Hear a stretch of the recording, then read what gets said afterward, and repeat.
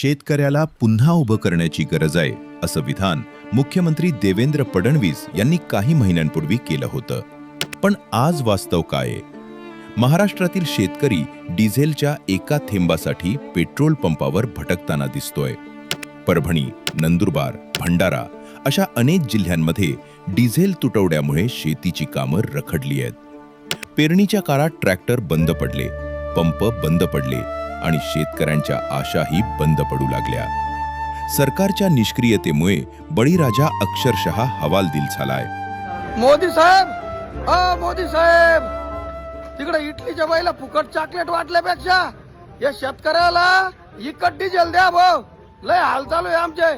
तुम्ही बसले तिकडे हे करीत, तिकडे आमचे चालू आहे हाल.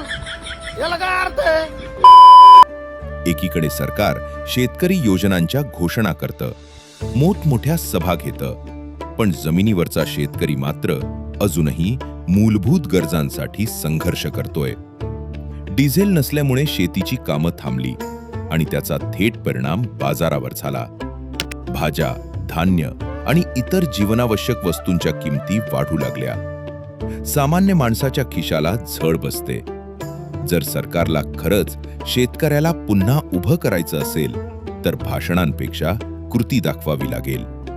कारण आज महाराष्ट्रातील शेतकरी मदतीची वाट पाहत नाही, तर उत्तर मागते. डिझेल मिळणार कधी आणि सरकार जागं होणार तरी कधी?